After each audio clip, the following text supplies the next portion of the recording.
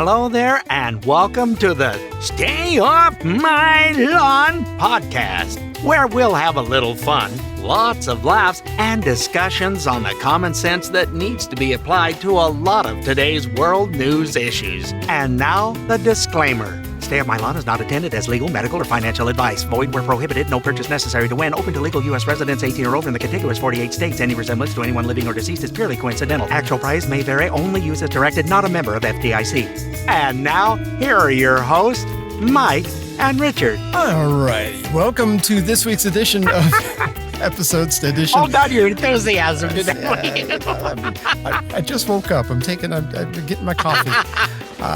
Welcome to this week's edition of Stay Off My Lawn. It's May 6th, 2025, and this is episode 116. The kids are calling it Seis de Mayo, and because it's you need a siesta after the Cinco de Mayo festivities, I guess.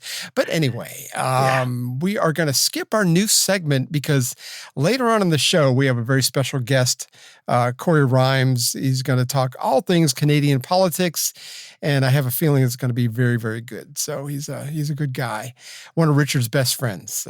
So I think that kind of to his chagrin. That tells you a lot right there. Yeah. I read the other day that Hakeem Jeffries, the leader of the Democratic Party. Hakeem? Hakeem, isn't that right? Is that not right? Hakeem Jeffries? Yeah, okay. Hakeem.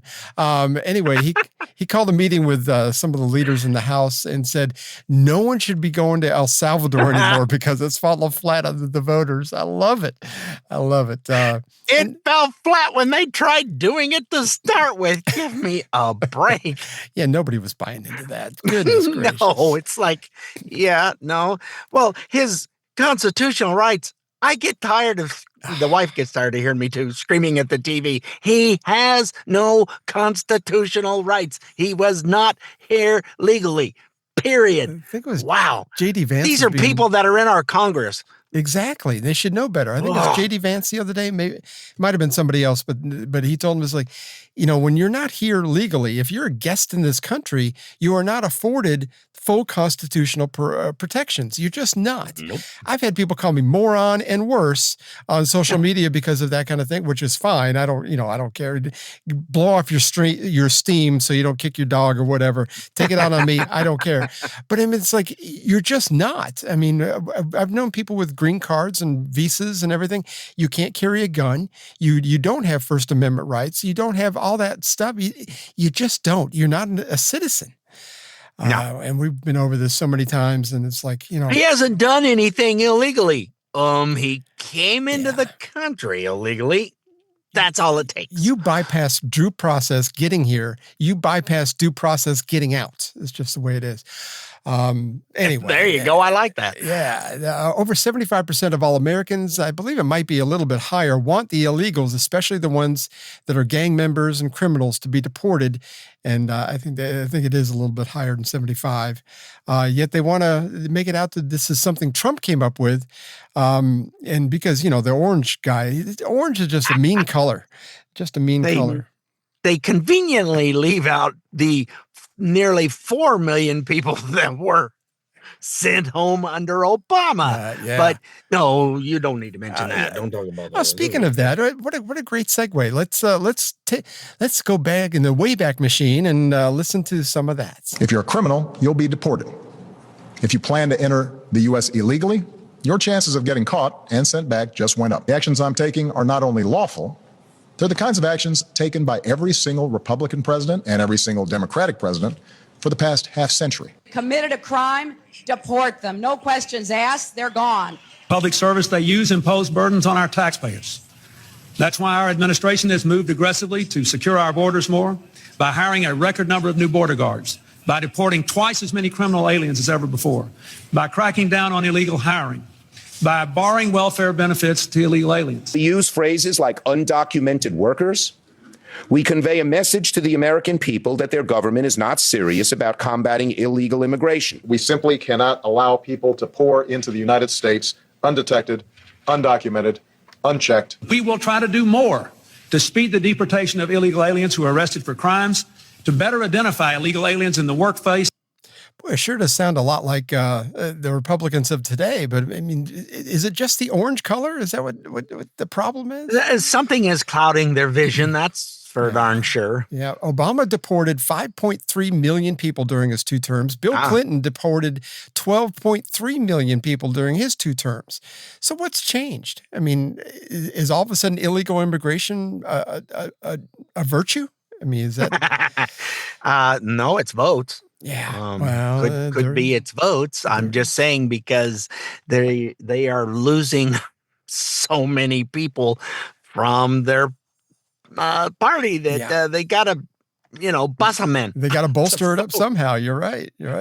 Trump just came out with, and we were talking off the air, and we both have heard the same thing. He's turning the CBP app. I guess if you got to hold the phone upside down now.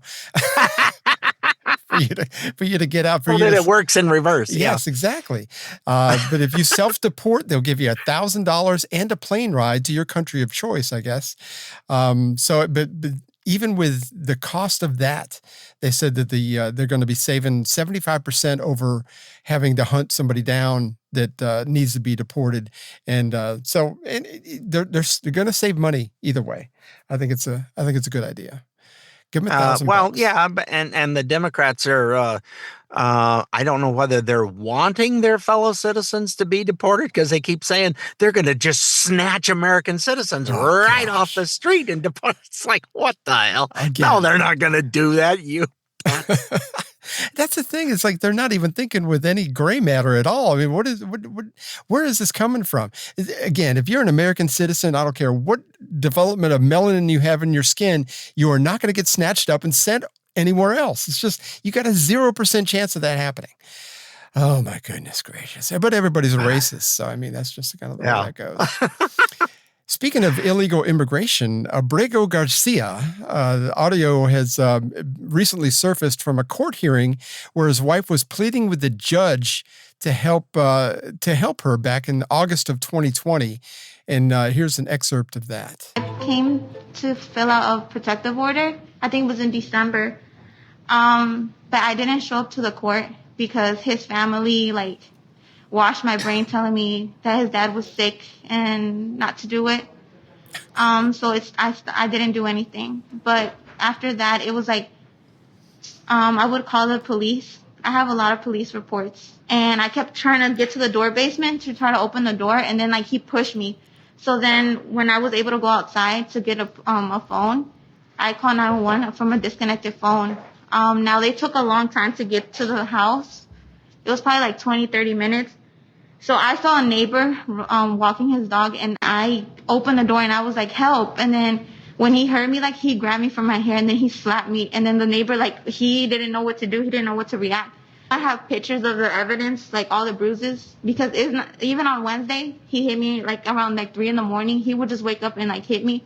And then last Saturday for my daughter's birthday party, before I went to my daughter's birthday party, he slapped me 3 times. And then last week I did call the police. My sister called the police because he hit me in front of my sister. Yeah, it's bad enough that you hit a woman. But I mean, it just, I have no respect for you at that point anyway.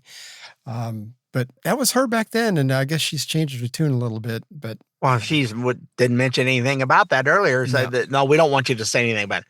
Okay. Well, we kept finding the conservatives kept finding all this information about Kilmar, Abrego Garcia. And the more that they keep finding and putting out there, they finally went, yeah, we're not going to, just never mind. Yeah. I mean, Hakeem finally came to his senses. Finally. I mean, it took way too long, but yes, it did. But he's just a Maryland dad. I mean, I don't understand where the Maryland man. You know the Maryland dad? I knew that was coming. Anyway, I keep waiting that to happen on gut feeling it has, and I've been very disappointed. Eventually, it's got to. So, Anywho. Poll numbers. Let's talk about poll numbers for a minute. Democratic leaders and poll numbers. Seems like they're just, you either believe them or you don't. But Chuck Schumer was at a press conference last week, and it didn't go the way he expected. Here's hilarious. Here's part of that. The polls this week showed Trump has the lowest 100-day approval rating since they started polling 80 years ago. The lowest. Yes. There's a poll out today that has your approval rating lower than any other congressional leader at 17%. Are you concerned that you may be a liability for your party? Polls come and go. Our party is united. We're on our front foot. We're stepping forward, going after Trump, and having real success. You can almost hear the screeching of the tires. So you believe the polls when it's anti-Trump, but when it's anti-you, 17% is the worst of everybody because you're an idiot. I mean, I'm sorry, but where's my maroon? What a maroon! So yeah, he's just definitely an ignoramus. I can't. I don't even like hearing him talk. But anyway. That was. I mean, you can't. It was almost within the same breath. The guy, he says that. The guy says, yeah, what about your polls being 17? But polls come and go. So you just negated what you just finished saying. So shut up. Which is it? Polls are to be believed or they are not? Oh, my goodness gracious. Oh, Lordy. Oh, hey, we're up against a break. When we come back, we have special guest Cory Rimes, one of Richard's friends, and one of mine recently that we've just finally connected that I've known about him. He's known about me, but we haven't really connected before. He's a good guy. He's going to talk about all things Canadian politics. I think it's going to be pretty interesting. So hang in there. We will be right back. The old guys return with more Stay Off My Lawn in just a minute. God help us. Bud Light presents Real Men of Genius. Real Men of Genius. Today we salute you, Mr. Pro Sports Heckler Guy. Mr. Pro Sports Heckler Guy. They say those who can't play, coach. Apparently those who can't coach sit 30 rows back, shirtless, shouting obscenities. Look at me! Thanks to you, our team is armed with game-winning tips like catch the ball and throw it. Shout it out now! You stink. That sucks. What a bunch of losers. Not just catcalls, but subtle psychological ploys to prod your team to victory. Reverse psychology. So here's to you, old sultan of shouting, because we all know if you don't have anything nice to say it really, really loud. Mr. Pro Sports Heckler Bud Light Beer, Anheuser-Busch, St. Louis, Missouri.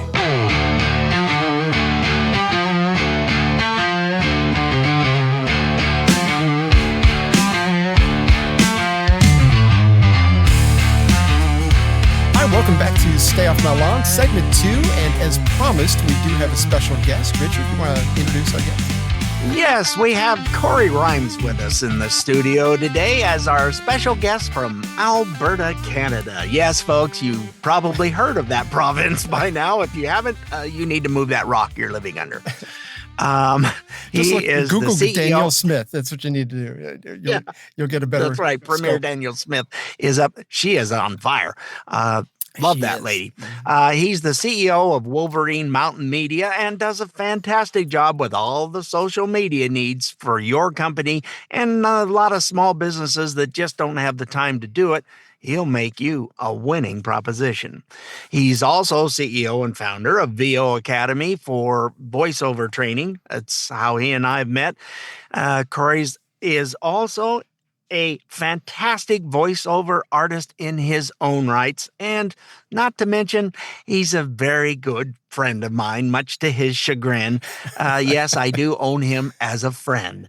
So, none of us admit that in public. So, I mean, this is just, this is us for our 4 listeners. Well, it's in recording now, so I guess I have to own it. So, welcome to the Stay Off My Lawn podcast. Happy to have you here. This is awesome. Thanks, guys. I appreciate that. That was a really cool introduction, Richard. Thank you. You're welcome. It didn't sound scripted at all. I think it sounded good. Yeah. I can't remember things. I'm getting older, so if I don't type it out, it ain't happening. I'm the same way. Well, I've been looking forward to sitting on our rocking chairs here on the porch and just chatting away and complaining about the world. Yeah. Careful, I didn't mean to give you the dull knife for whittling, but Well, that's your chair leg's resting in my foot and it hurts mighty painful. Sorry. Why didn't you tell me? Well, I told you last night. I guess you reckon you didn't hear me. Go ahead. Sorry. So let's start out, Cory. What is the latest? There's stuff that's happening, and the next thing I look up and go, but yesterday, what? Yeah. It's I mean, like anywhere else in the world, fellas, it's crazy, and we see more of what's happening here in North America, obviously, right?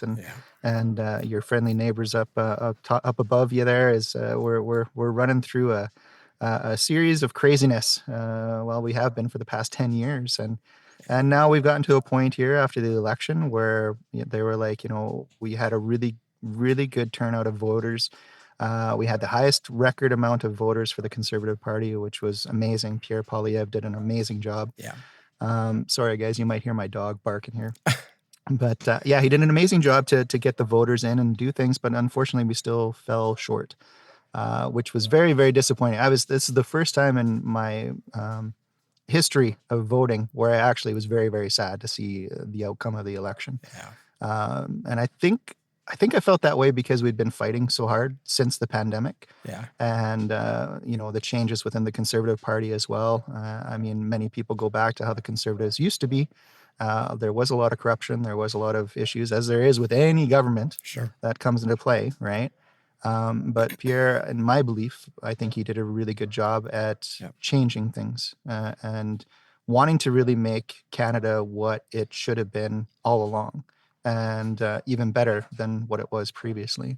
He had a really good mindset of where it wanted to go. Unfortunately, that didn't turn out. He didn't get elected, and we have this amazing man named Mark Carney, who isn't even a Canadian. Oh, really? Yeah, he I was didn't born know here. that. Okay. Yeah, he's been living in the States for the past 10 years, and he was over in the UK as well.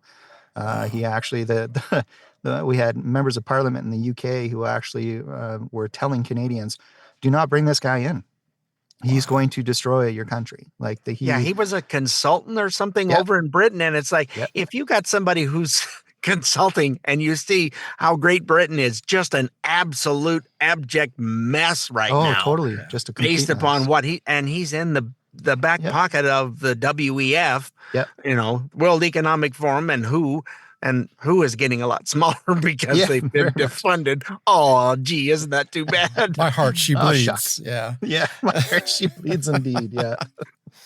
So we got this amazing man, Mark Carney, into the seat there now. And it was such a weird time. And there's so many loopholes within our Canadian legislation that allow things like this to happen. I mean, one, he hadn't been a Canadian citizen for years.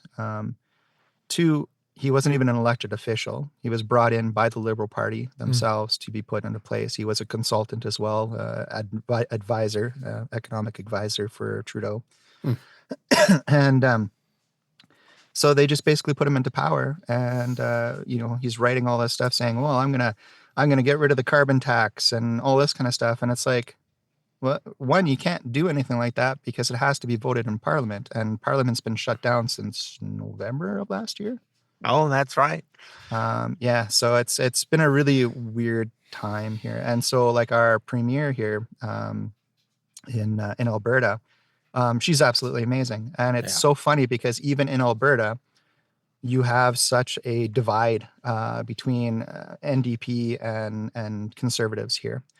And so there's such a battle with that. But I mean, we had NDP for the first time in our history here in Alberta for 4 years. I'm going to stop so that people can catch up. What the NDP is the New Democratic Party?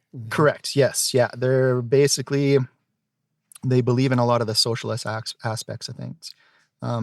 They're like a more socialist version of the Liberal Party that we have. Oh boy. Gee, like you need that.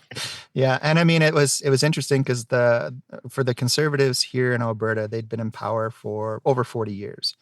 And when Danielle Smith, so we have Canada's interesting because we have tons of different parties, and so at one time we had Danielle Smith, who was part of what they called the Wild Rose Party, which is our national or our provincial flower that we have, and there was a lot of corruption there between Wild Rose and Reform, and so she ended up walking the floor to go over to the other side. And I was quite pissed about that. I didn't agree with her doing that. And then so that's when you saw Alberta say, okay, well, you know what? The Conservative Party needs to completely revamp things. And so the NDP got in. And we're like, okay, well, it's only 4 years. Holy crap, they did a lot of damage in 4 years. And it's so interesting that people just don't remember that. But I mean, we've had a lot of damage for the past 10 years with the Liberal Party. Sure. And within 2-3 months, it's like everybody forgot about what they did. And you're like, what happened? Yeah. What's going on here? So when the media kind of is complicit with that, with the NDP, just like the Democratic Party here, it's the same way. Everybody forgets the damage that Biden did for 4 years. Yeah, well, the media here, the mainstream media here is actually paid for by the government, the Liberal government. Yes. So CBC and then other media streams as well, they have endorsements or whatever from the federal government.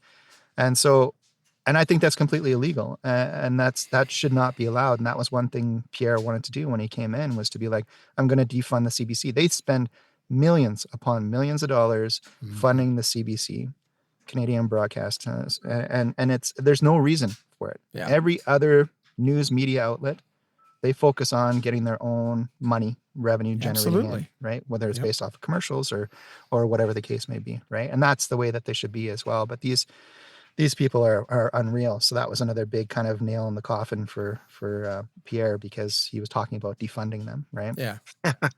Yeah, well, the media doesn't like that. No. Trump just defunded PBS and NPR, I heard that, National yes. Public Radio and Public Broadcasting. They were spending $500,000 a year to have them be saying crappy stuff and just, just like your new stuff that you're talking about. It's wait a minute, you can't. We're giving you money to say bad things about what? Yeah. And then all these bills that are being passed too, and it's like, censorship and everything like that. It's like, what's going on here? Why are we becoming that kind of country, right? Like, it shouldn't be that way. And so that's what I really like about our premier that we have, Danielle Smith, now, because the Conservative Party actually reformed everything. They restructured, and it's a lot of different Conservative parties that are actually joined into the United Conservative Party of Alberta. And so Danielle runs that whole thing, but she's got a constant battle, not just with the NDP groups and the very, very small group of Liberals that we have. And but she's got a lot of issues in her party as well, with people feeling maybe she's not liberal enough, too liberal, whatever the case may be. And this is the main thing, guys, is no matter who's in power, you're never ever going to make everybody happy. It's absolutely impossible to do that. Nobody's perfect. Yeah. No. But what I like about Danielle is that she's been the only premier who's fighting for the province. And we've not seen that here since, I don't know if you guys ever remember Ralph Klein. He was he was a premier of ours, real ass. Like he was, I don't know if I could say that. Sorry, guys. Ow. Oh, gee. That's right. You just did. You're good. Don't worry about it. But he was a very much a cowboy. And if you didn't like his policies and his demeanor and his mannerism, he could give a crap. Yeah. Didn't matter to him, right? Yeah. However, we were the only province that actually became a completely debt-free province in the entire country because of his actions. And yes, he slashed and cut and did a whole bunch of things that probably wasn't good, but on the grand scheme of things, in the future aspect, we actually had money in our province that we hadn't had for years, right? So since that time, we haven't had really been anybody in power to help us out with that until Danielle came in. And now she's the only one who's going down to the States, meeting with Trump, meeting with other senators and statespeople to talk about what it is that Alberta can actually provide to America and to other areas of the world as well. I mean, the federal government chopped away. They basically slapped away the Japanese and the Germans. because both those countries came over to us asking for our natural gas. And the federal government was like, no. And so where did they go? Well, they went over to other places like Russia and Saudi Arabia and all that, where they're getting oil that is being produced by dictatorships, right? Yeah. It's ridiculous. And it's dirty oil too. It's really yeah. And this is the thing. And it's people always say, well, Alberta, we're a dirty province and we have dirty oil.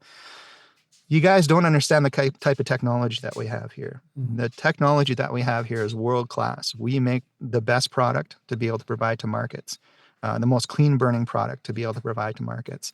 And yet we're looked down upon. The media paints us as being this evil group of people over in this when province. you've got the media that's is being subsidized by the government, the government says, say this about them.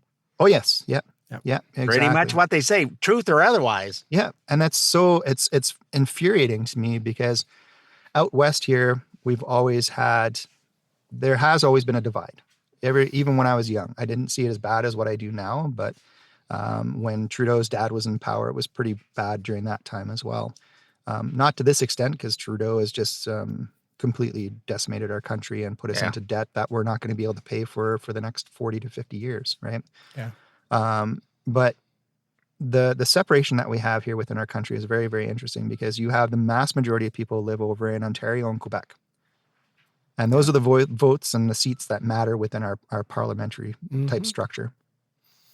So out west here, no matter how we vote, we can be all conservative. Yeah. Which realistically many of us are. But it doesn't matter. Yeah. Because we don't have enough seats to actually make an impact over there. So that's a very, very frustrating thing for us. No matter what we say or do, it doesn't matter. And then on top of that, they have it's called this equalization payments, meaning the have provinces will share with the not have provinces. Which is mind blowing to me because you have Quebec and Ontario, two of the biggest provinces in the entire country. And their industry is going pretty good, but yet they take the majority of what we actually send over to them. And I think from the deal that I saw, Quebec was the worst, which they want to leave now too. Well, they've been wanting to leave forever. Let them go because they can't make it on their own. Well, this is the thing, and I'd have to look to make sure that there's facts to this. I don't know if it's just kind of hearsay, but I thought it was kind of funny, so I'll share it. I think they had reached out. Yeah. No, sorry, we got 1 minute to go. Do we? Okay. Yeah, just keep going anyhow. Yeah. So it was funny because Quebec had said that they wanted to have Paris or France actually take them over so they can become an actual French country. And over in France, they're like, no. you don't actually speak French. Too. Yeah. So again, I don't know if there's truth to that, but it made me laugh. It made me really laugh. But yeah. So because they're not making it on their own, and France went, yeah, we're not subsidizing you. Yeah, you're going to be a liability for us. I mean, well, that's and I mean they literally were like, they set up a deal with the Ontario or the federal government itself. To be their own sovereignty, have their basically it's somewhat of their own country, so they keep all their history and everything which I agree with. That's good. Sure. But they want to claim independence, but yet they want everything that Canada has to offer, and our federal government's like, okay, because they have the most votes. But I don't understand. Like, to me, it's frustrating to see the Bloc Québécois, which is the party leader over there. Why do they have a say in what our government does? Why are they allowed to come to our debates when we're doing federal elections, when they'll never, ever be a federally elected member of parliament? They won't ever run the country. All they care about is Quebec. That's it. Why are they part of this?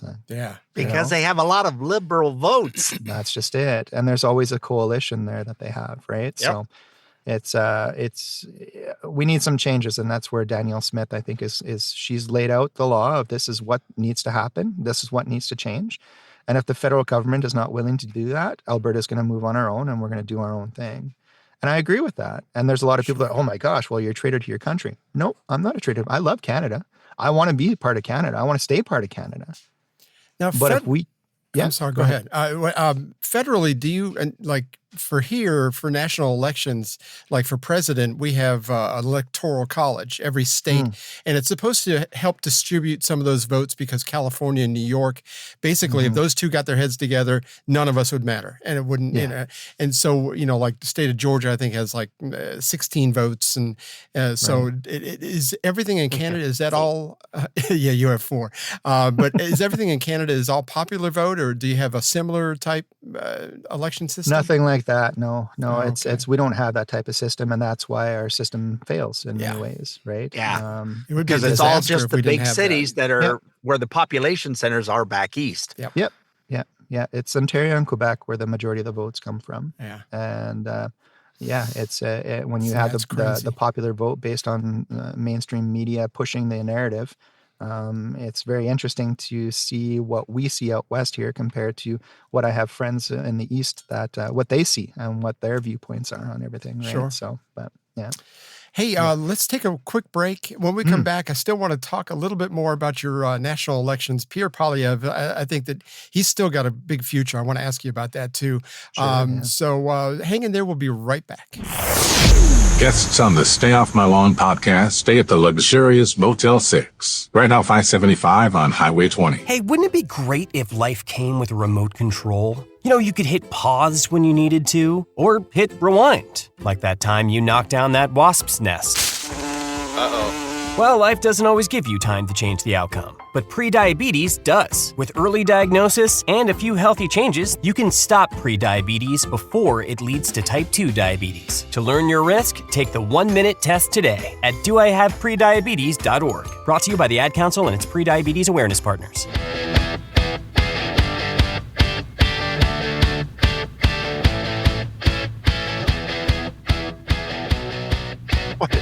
How far out?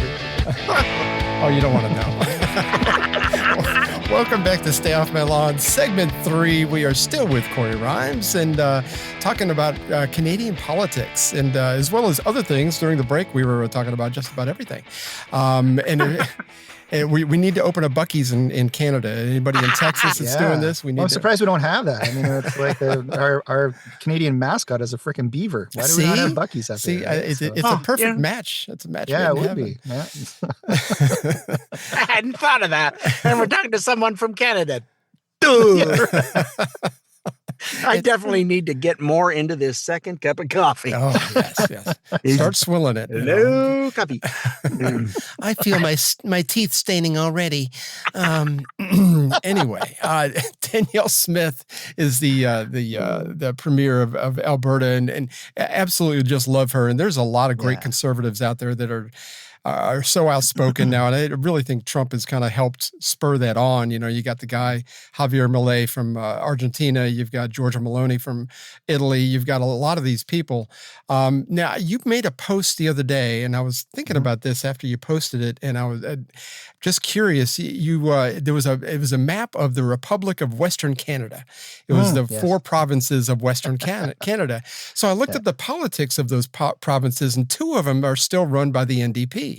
Right. Yeah. So, I mean, would they be on board with something like that? Do you think? Maybe eventually. I don't know. I mean, when we look at, so British Columbia is pretty heavy with the New Democratic Party, more so down in the Vancouver area. Yeah. Yeah. It's pretty much a little bit along the coast. It's a little pocket, but that's where the population is. And then once you get into what you folks call the interior.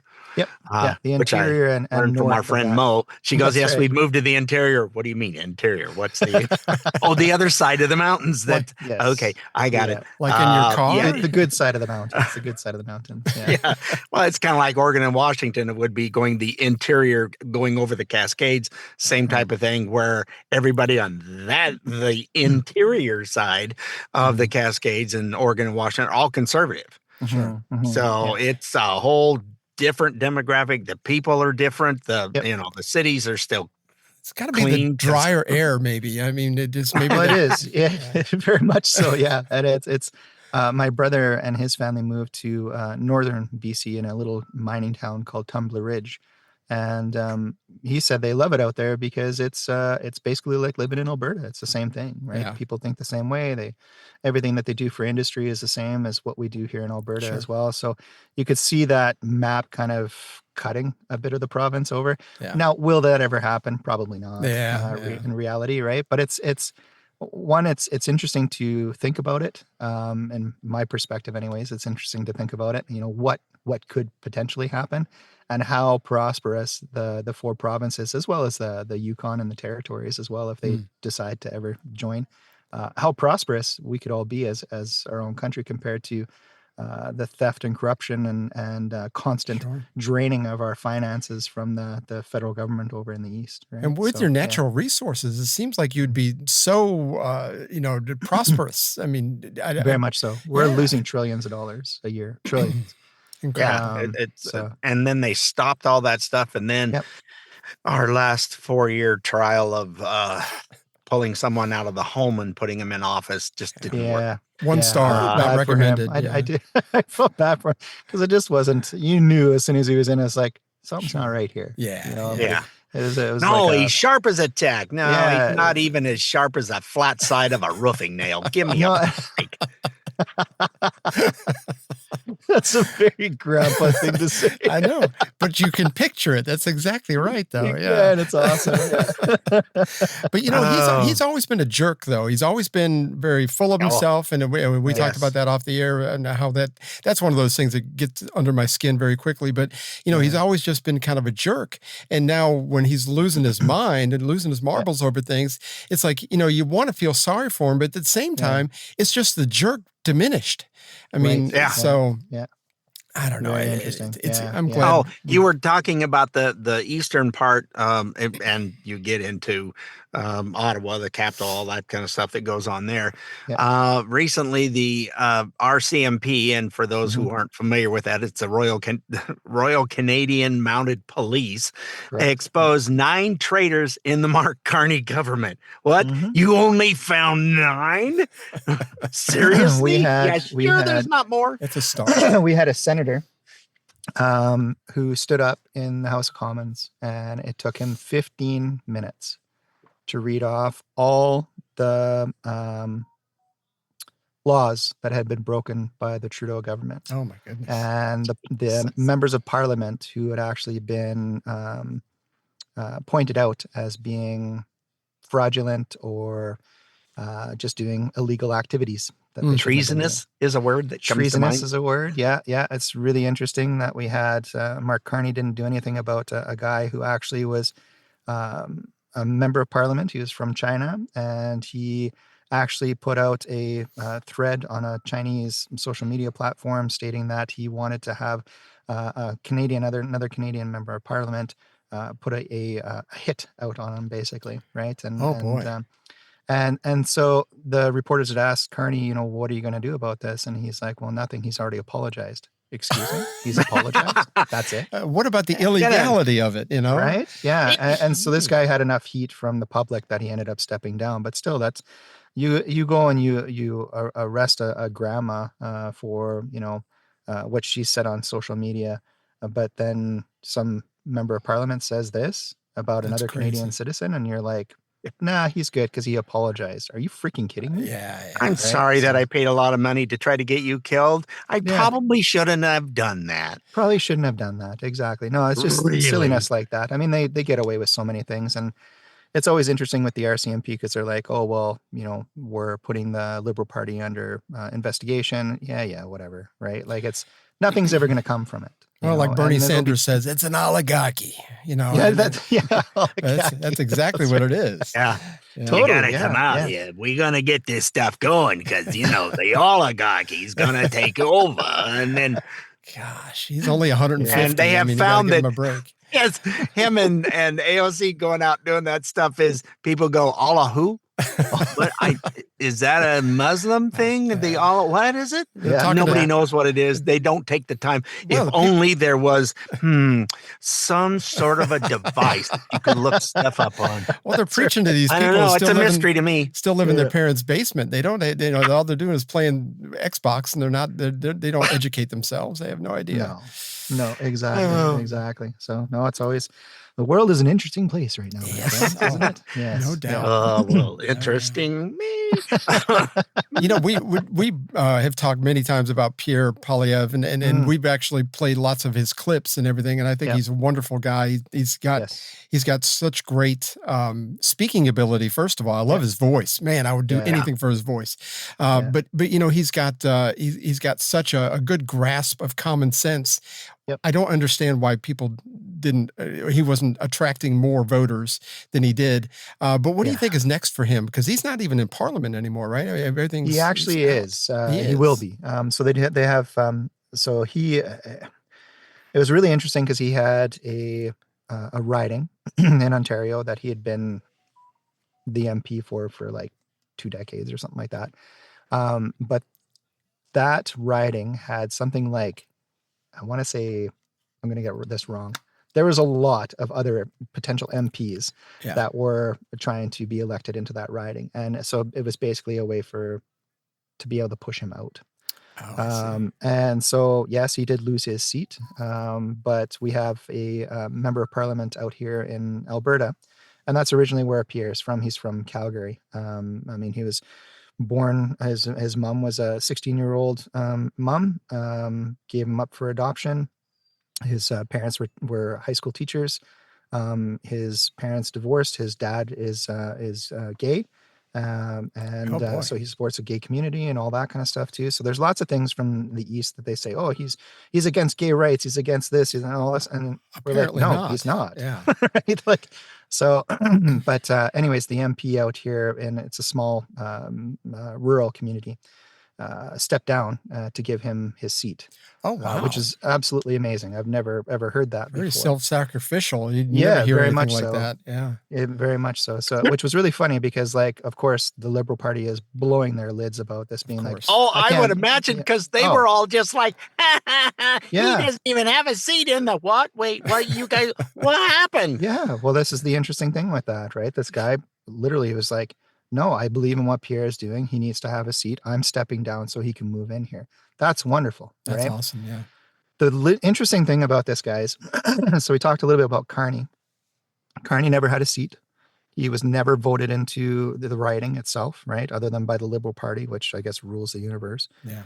And he wanted to get his seat here in Edmonton, which is the capital of Alberta.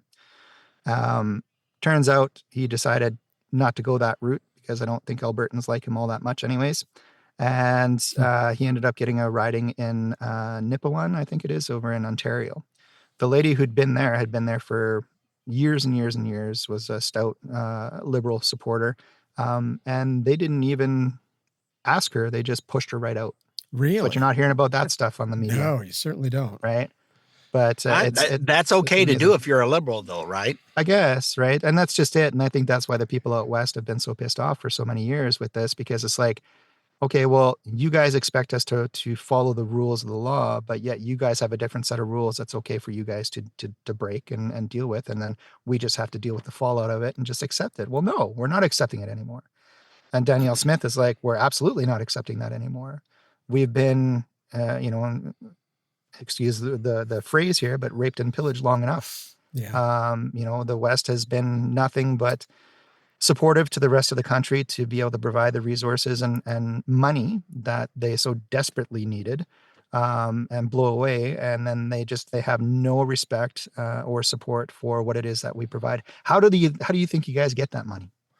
Yeah. Right? It's through oil and gas. It's through our industry. It's through our the resources. groceries are just in the store. So if you want some meat, I don't know why you people are out there killing animals. We just go to the store and get it. Yeah, it's completely ludicrous. And that's where I was very frustrated with the whole federal election, because again, like you said, Mike, the common sense aspect, we still don't have enough yet. Yeah. That's just crazy. And it's very frustrating. It is very frustrating. So, Danielle Smith is a very proud supporter of Pierre as well. Mm-hmm. We're very happy to be getting Pierre here in Alberta to be another representative, to represent our province as well, alongside Danielle Smith, right? So it's going to be interesting over the next few months to see where things go. I was reading about this thing called Bill 54, can that maybe help make you a little bit more autonomous when you're dealing with Ottawa?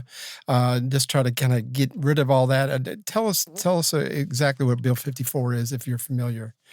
I know of Bill 54. I don't know all the details of it. I'd have Okay. to go through and actually check that out myself. I mean, there's so many bills that they've had that have gone through the Ottawa to be pushed forward that a lot of the Canadians are like, well, what bill is this? Bill 69, Bill 54, Yeah. right? And so until you start actually doing your own research and digging into that more. So maybe if you know of it there, Mike, just refresh my memory. Yeah, if you know the details. the one thing that I read was that it's I think it's just for Alberta, and it's and it makes the getting a referendum easier. Okay. Yep. Yeah, getting 600,000 signatures in 90 days, which is what it used to be, made it almost impossible. Now it's only 10% of the last election's voters over 120 days need to make the signatures. So And you guys big have change. made the signatures. Oh, yeah. Plus. You're way beyond making within the signatures. first 2 days. I think we actually made the quota, right? Yeah, So, I was blown away. Yeah, it's the fastest we've ever any petition has ever been signed by the country. And I mean, we're getting people who don't even live in this province who are like, "Yep, I support this," right? See, that's beautiful. And wanting to sign that, right? Which is great. I mean, we house, and thanks for jogging my memory on that too. We house a lot of different provinces. People come to our province to work here because in total, I think it's just a little over 4 million people that actually live in Alberta. Yeah. And so we don't have, even though we have tons of industry and all that, we don't have enough people to be able to do the whole workforce that we need. So a lot of people from BC, Ontario, Nova Scotia, Quebec, they all fly in. Sure. They all take part in building up our economy. So it gets a little frustrating when people are like, they don't see the value that we do provide, not just to ourselves here in Alberta, but we provide you with a level of employment that whether you spend it here or you spend it back in your own province, you're still making a hell of a good wage. Sure. Right? Better than you ever would in your own province. Yeah, we So had show a a little similar respect. thing. We had a similar thing in North Dakota some years ago. If you remember, Richard, we had bunches of people. I think it was working the oil fields up there, where people would come in, make tons and tons of money, work 6 months, and go back home another 6 months. So I mean, the energy sector is just flush with cash. It is, and it's it's a lot different than what it used to be. Can it get better? Of course, everything can get better. Of course, right? The energy can be cleaner. There's more technology that can be put into it. The safety aspect of things have increased substantially compared to what it used to be back in the day. Sure. I mean, when I worked on the rigs in '97, I had nothing for safety training, which blows me away to this day. Like I had no idea what H2S was, hydrogen sulfide gas, which will kill you in a second. No idea. And we were doing all these sour well drilling. And, my orientation that I had on the rig was, okay, this is the Kelly hose. This is the V door. This is the main floor itself. This is the doghouse. Here's your mop bucket and scrub, go to work, and make sure you don't stick your hands there. Right. And that was it. Yeah. That was my whole orientation. Right. So, I had no idea what I was doing. So things have definitely changed. They have schools for rig workers now who will go out and actually understand how to do things. You have all this different types of certification to be able to help people know the risks, but also know the safety measures that are put in place. So there's a lot of stuff that has changed throughout the years that are just making the environment better in many cases. And in some cases, putting more bureaucracy in place, which can be frustrating as well. Right. So, that's I was explaining Alberta to the wife. I said, well, if they, and I think it sounds more like you got folks want to be independent and not part of the U.S. It's one of those things. I said, it's kind of like Texas North. They've got all the oil, everything. I said that's where their wealth is. If somebody would let them get at it, there would be even more wealth. Sure. That's just it. And it's been really interesting seeing this whole thing because the question is, well, you guys just want to separate. Well, no, that's not the case. We want to have our independence from the federal government. We want to be able to put our people to work. We want to be able to have one of the most prosperous provinces in the entire country. Sure. We want to be able to provide resources and support to other countries as well that we know that we can do on a free trade aspect. Right. And did you guys know Alberta was actually originally founded by Americans? I don't know if you guys knew this. No, A lot of I Americans heard went something up about there. that the other day. Now that you bring that up, because I mean, with my father being born there and my grandparents spending 15 years up there, I have a soft spot for Alberta and for Canada, and so I kind of keep up on some of it, and I'm getting more guys that I'm following now. Yeah, They're telling me about Canada, and that came out. And somebody mentioned it, and I went, "Say what?" Well, this is why we have the same type of mindset in regards to, our freedoms, freedom of speech, freedom of how we want to live our own life, freedom of religion, freedom of everything. This is the mindset that Alberta has had, and a lot of that came from the ideology from the American settlers who came over into Canada and made that their place to live and get their homesteads and start creating a life here in Canada and building up Alberta. So that's why I think we definitely collaborate very well with our American brothers and sisters and for many aspects of things, right? So I love Canada. I really love Alberta. I think I'm in the best province in the country, to be quite honest. I love America and my American friends as well.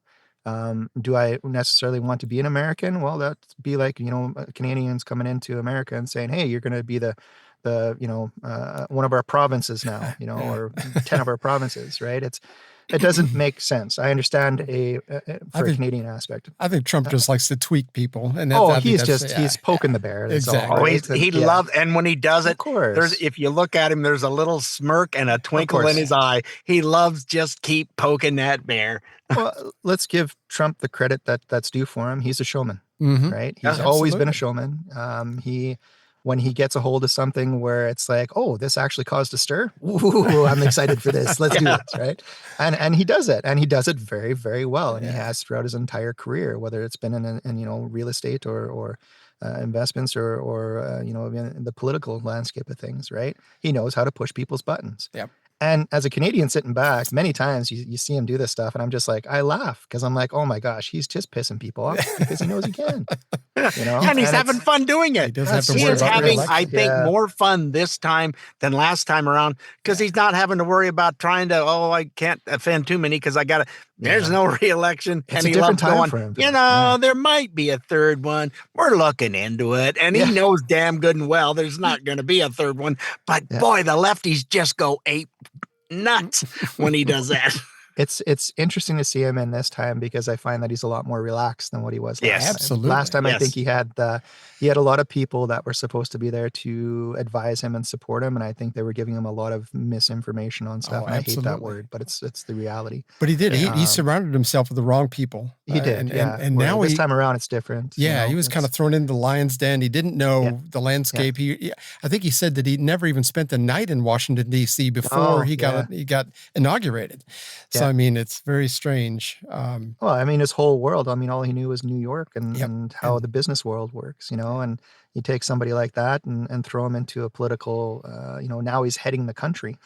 That's a little different. Yeah, and he hasn't been successful without figuring out. Okay, how is this game played? How do we need to? Okay, I've got it now. Yeah, it's really interesting because we see a lot of stuff down in the States all the time, and I love Robert F. Kennedy. I absolutely love that guy. I think he's brilliant. Yes. He's intelligent. He knows his stuff, and he's fighting for things that a lot of Americans, and not just Americans, but a lot of Canadians feel very close to as well. For me personally, it's the autism aspect of things. My son is autistic, and the fact that he's fighting for, why do we have such an increase in autistic kids? Why? Because it's only been the last 50 years. Yeah. I mean, so I mean, it's been crazy. And who knows whether it's the vaccines or not. I mean, maybe it is, maybe it isn't, but it does seem to correlate. I mean, there's it may not be causation, but everything kind of lines up to make it look that way. But I think it's refreshing to see somebody look at it. It is. And that's just it. And he's asking the questions and pointing out factual information, right? Yeah. Not just from Fauci. Who needs a pardon to get anything? Yeah. It doesn't seem that Big Pharma, brought to you by Pfizer, is really interested in supporting him at all. That's weird. Yeah. I don't know why they don't. Yeah. Why would that happen? Yeah. So it's been interesting to see that, but it's funny because we have some friends in the States. Excuse me. It's almost like I've been talking too much. We have some friends in the States who will continuously put up negative posts about RFK, about when it comes to the whole autism aspect. And I'm like, okay, I understand you want to have an opinion on this. However, you don't have any kids who are on the spectrum. Sure. You can't speak about this. You don't know what it is that we as families are dealing with. Yeah. The hardships that we go through, the trials and tribulations, was it this or was it that? And the guilt that you end up feeling as well, because there is a component of guilt. And there's a sadness that nobody will ever fully understand unless you've been in this position. Yeah. The sadness comes from you had an expectation of what your child's life was going to be like when they're, brand new, born into this world. And then all of a sudden after 18 months or 2 years old, it changes. A light switch turns off. And it's like, what happened? He was meeting all the milestones. Everything was fine. Everything was good. He was talking. And then all of a sudden he's like a walking little zombie walking around in circles. Not saying it's just sad what they're doing with and all the spectrum is so wide. There's so many different aspects. Yeah. And there's so many. Even within the autism community, there is different levels of agreements and disagreements on things, right? Yeah. A lot of people will say, well, you just have to love them because they're this is their superpower. Okay, granted, that's a nice way to think about it. But again, come down to why did this actually happen? Now, was it vaccines? Maybe. In some cases it can be, right? Absolutely. A lot of it has to do with the gut health aspect of things. A lot of it has to do with the blood-brain barrier as well. Yeah.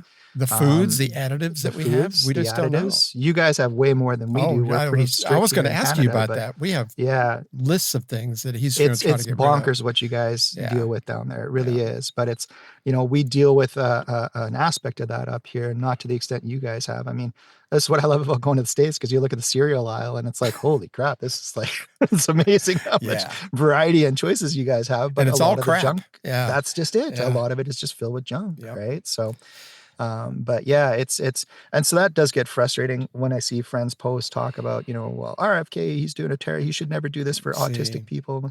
What does he know about autistic people? This guy's been fighting for the autism community for years. Yes, he has. Years and years and years. Well, somebody said, wow, how many cigarettes did he have to smoke to get that voice? That's okay. Not true. He got it from a vaccine that he was paralyzed, and he's just barely have a voice that came back enough to communicate with. Yeah. He's so 70 years old it's some with a liberal six-pack. that made that smart ass comment. I mean, yes. Yeah. He's not going, have you seen him with his shirt off? Yeah, he's not a smoker. Certainly. Well, that's the funny thing is like you had, the Minister of Health in the States there. They were showing the previous one from the Biden administration, and then they showed RFK, and I was like, "Oh, that's a big difference." Yeah, they got the he, she, and just then a little bit. Yeah, that's a bit of a difference, right? It's crazy. Yeah. But we were talking about my granddaughters earlier. It's like when because they were twins, so they were much smaller. They were at the 10th percentile as far as size goes when it came time for them the boosters to be given the boosters, and it's like. Yeah. So my daughter-in-law and my son both are like, I don't know if this is a good idea or not. No. And because they were so small, and it's like, and so they've decided not to at this point. Good. But the problem is the way insurance runs here, they have to go to a special doctor that doesn't take insurance, because insurance won't pay for anything if you don't go to the right doctor. I mean, it's all just such a big freaking scam. And it's like, yeah, it really is. And it's disheartening to see that you have to fight so hard for your health and for the health of your family members. Exactly. Why do we have to fight so hard for this? Because it's just a big money-making machine. But the thing is, humans have been on this planet for thousands of years, and we've done just fine up until the last 100, maybe 75 years without these vaccines. Yeah. I mean, we probably have a longer lifespan now than we did 50, 100 years ago. But at what cost? Well, And it's, don't get me wrong. I'm not against vaccines. Me neither. I am against the chemicals and the additives and the other crap that they put into all these vaccines. Right. When the three of us were vaccinated, I mean, when Richard was vaccinated, they maybe had like 2. I think Teddy Roosevelt only made it. There was only 2. Yeah. That's right. Good old Teddy. Yeah. But I mean, the amount of chemical that is actually in these vaccines now. Why do we have to have all that? Why does a brand new baby have to be vaccinated for hepatitis? Hepatitis B. Why do they have to have 72 vaccines now? Right. What the hell's up with that? Rand Paul actually I don't understand that process. Yeah. And so, like, even here in Canada, there is a scheduled amount of vaccinations that are required per se, right?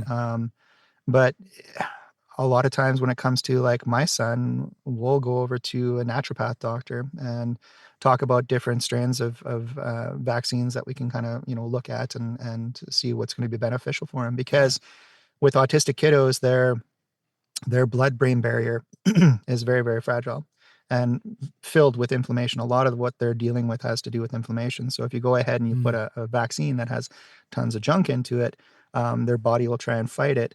Their immune system is already compromised with it, and it actually creates more issues. Goodness. Right. Yeah. So you have to be very, very cautious with that. And I mean, I can't speak for everybody else who has a autistic kid. I can only speak for my own and what it is that I want to do, or my ex-wife and I want to do for our son, and it's even in here in Canada, it can be very, very trying, especially when you go to a doctor and they're like, well, has he had this vaccine, that vaccine? And we're like, nope.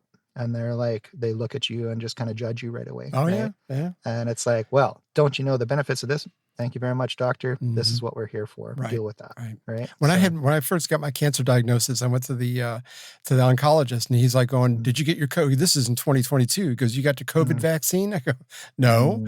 And he says, "Well, I recommend you getting it." It's like, okay. Recommend away. Recommend whatever you want. And it's like, I never wore a mask if I didn't have to, in certain stores. And I was just fine. And you're getting chemo and radiation. It's like, it's one of those things that as long as you kind of like help stroke your immune system a little bit, especially during that situation, you just have to understand that your body knows how to do things. It does. We just don't need all the chemicals.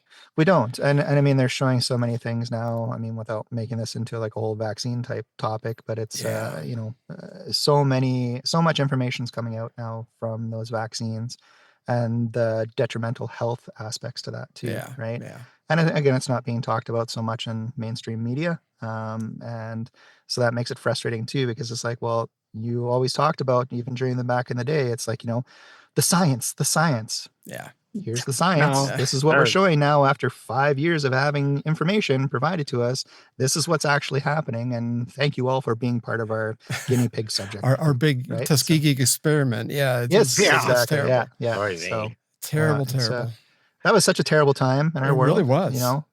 It was such a terrible time. And that's, again, going back to the beginning of our conversation, it was very much the nail in the coffin that really started to separate people. And you don't see a lot of people joining back up with friends and family that they had disagreements with during that time, so it just divided so much. COVID really did a lot of damage to our societal, just getting along with family. I mean, heck, they even told you if your family is not gone down the same path as you had, as far as the COVID thing goes, you just don't have anything to do with them. And now it's even I heard some people on, I think it was CNN or MSNBC say, if you've got a family member back last year at Thanksgiving, you got a family member that's voting for Trump, then you need to just not invite them to the festivities or Christmas or anything. I'm like going, you've got to be out of your mind.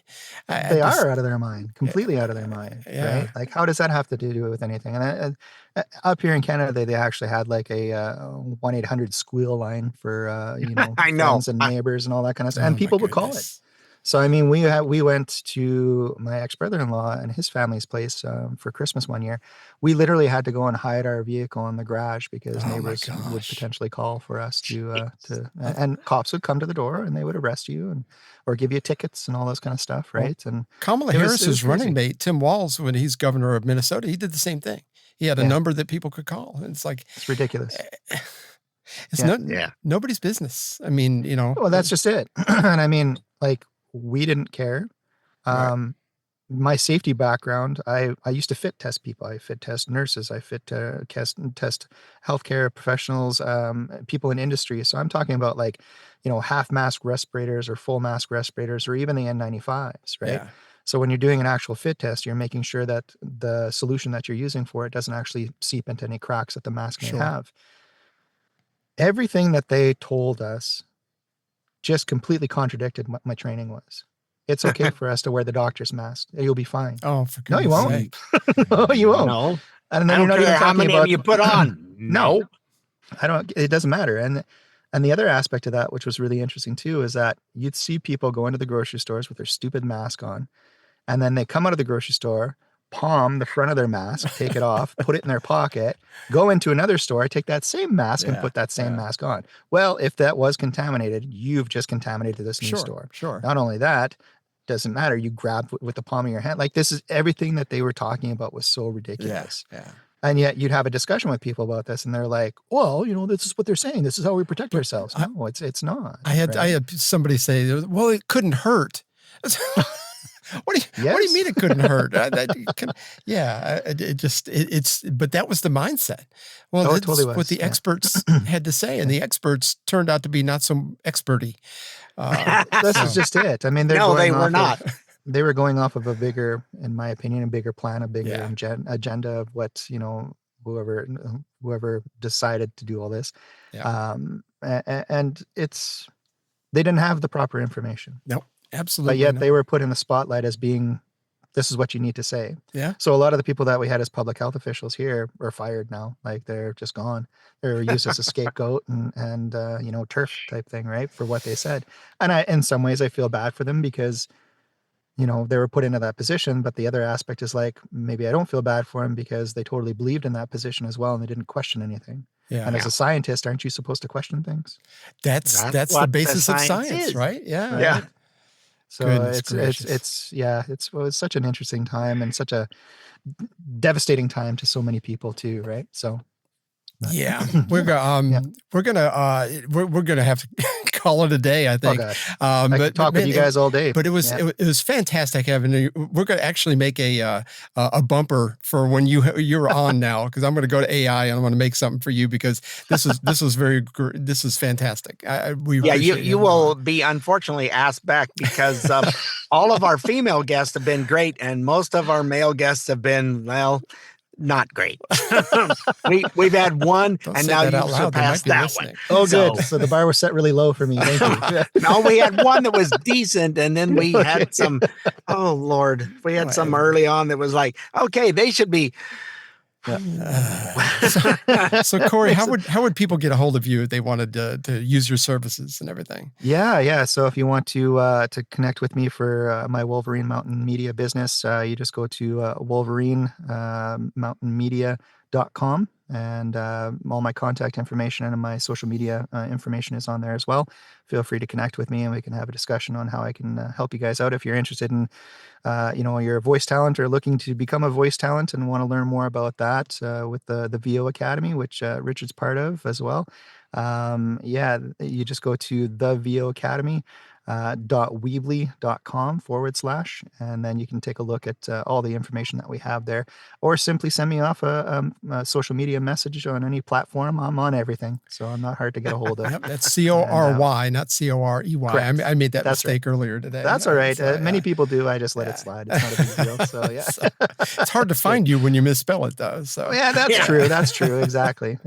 So, but yeah, no, definitely connect with me and we can have a chat and I can see how I can help you. Fantastic. We will definitely have you back on again. I think we're going to skip the rest of the story this week just because we're so over time, but it's been we were saying something about way over. The whole thing's a palate cleanser, so we don't need one this week. Well, we hope you were somewhat informed and had fun like we did. Don't forget you can find us on iTunes, Spotify, iHeart, Amazon Smart Speaker, Rumble, or wherever you get your podcasts. And you'll find us every Thursday at 5 p.m. Eastern on the OracleTalkRadioNetwork.com. Enjoy us on your drive home. You can get the apps for Apple and Android, or you know what? Just go to our good old website at stayoffmylawn.us for all our past and present episodes. Should have had the .us thing ready to go. I didn't have it. We didn't talk about it, so I'm assuming you did. I know. See what I get for assuming? I was right, though. Wait a minute. Here it is. Here it is. .us. There we go. Okay, all right. Anyway, we'll see you next week, folks. Toodles. Thanks again for listening, folks. We really appreciate you. Well, we had fun and hope you did too. The opinions heard here today are not those of anyone other than Mike and Richard. If it made you laugh or go, or even, then we've done our job. Sort of. Mostly, anyway. And if we made you think about things in a common sense manner, we welcome you to the club. And if it didn't, then just stay off my lawn. See you next time.